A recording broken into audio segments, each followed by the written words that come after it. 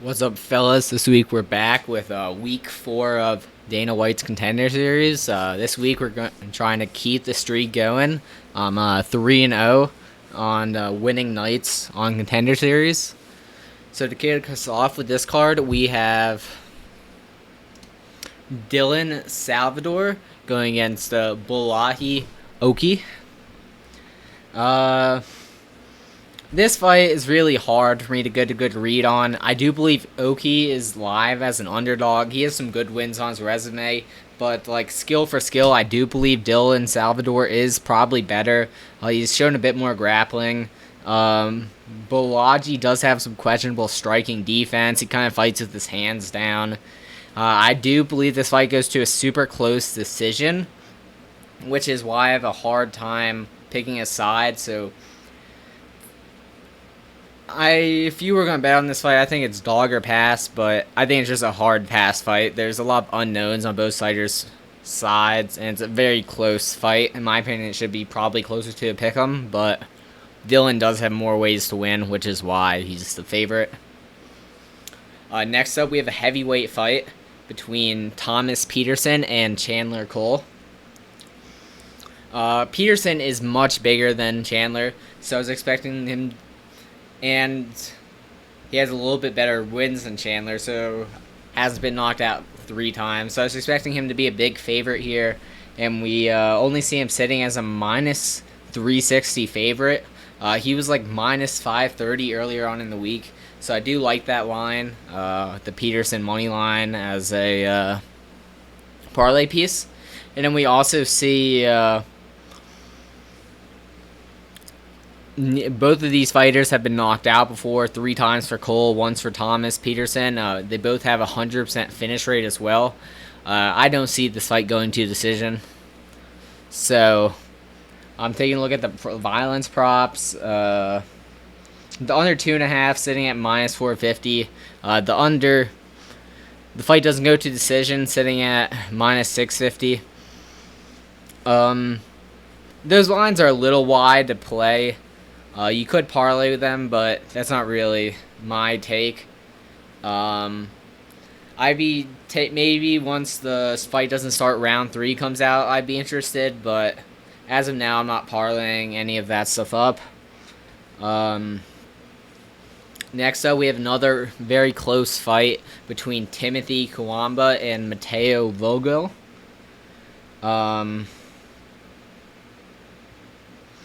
This is a striker versus grappler matchup. Kawamba being the striker and Mateo Vogel being the grappler. I like the experience in Vogel more, but and he does have some good wins and losses. He lost to Damon Blackshear. Can't remember off the top of my head who he beat, but he beat a quality guy. And I think he's a very well-rounded fighter. He's especially very good on the mat. Has decent striking. He does have some not the best striking defense, which could be a concern here.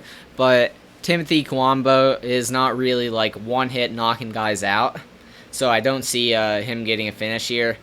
And I just believe Mateo has more ways to win. He has 15 minutes to get to the mat, and I think he will submit Timothy as well if it gets to the mat.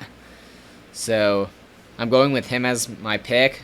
I also, for a prop perspective, this prop isn't out yet, but I do like the finish-only line for Vogel. We see Timothy has 6 wins, 3 knockouts, 3 decision. And Vogel has never been finished. He went 15 minutes with Damon Blackshear. Yeah, I just don't see Timothy finishing him here. And I think there's the most likely outcome of this fight is a Vogel sub. We see the Vogel money line saying minus 155. I like that, and I'm going to have 0.75 units on it.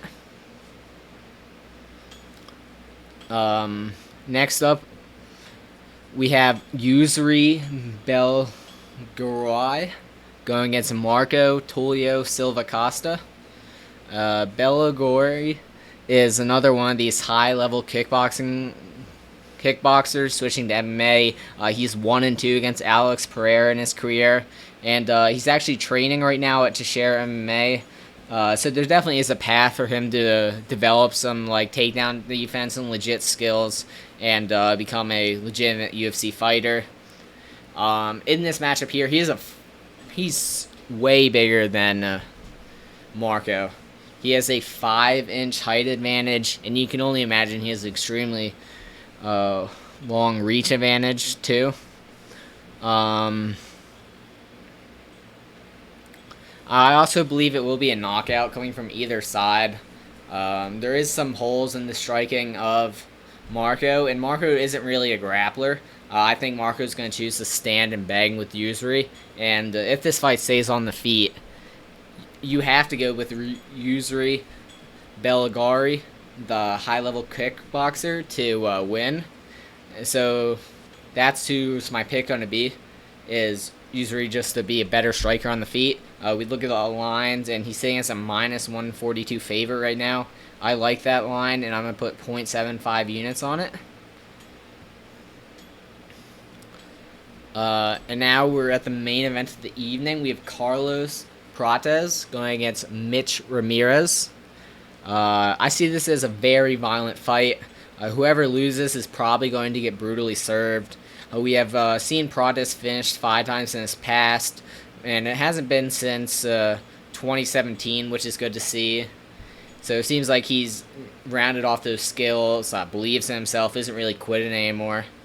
And then, as for an outlook for this fight, I believe the UFC picked Carlos Prates to headline this card. He has like these untangibles outside the game. Like, I'm intriguing to know more about this guy. He seems to have like that sort of like demeanor, like that he's like mean and stuff like that, which I think makes him a little bit more marketable of a fight than like Ramirez, where I honestly couldn't tell you a single thing about Ramirez. Carlos also has faced a better competition in my opinion. He's very good high kicks. Seems to have that deft touch, you know. So I'm going with him as my pick as well. He's going to win this fight by knockout. I wouldn't be surprised if Ramirez grappled here and like just wrestled him for 15 minutes, but I just am more confident in Carlos. He just seems to be a more skilled fighter. We look at the odds. We see him as a minus 258 favorite. That's a little wide and unplayable for him. But if Carlos wins this fight, I believe it truly will be by finish. So we see the Prates by finish line sitting at minus 120. I think that's a good price because he could potentially get a guillotine or something if Mitch gets tired and starts going for a takedown. And I do believe that's his win condition, so I'm going to have 0.75 units on it. I do like the unders as well, so I'm going to use the fight doesn't go to decision, saying at minus 250 as a parlay piece. I am a little sketchy because on that, but I think it hits. And so I'm parlaying that up with Thomas Pearson money line as my parlay this week. Good luck to y'all if you're betting this card.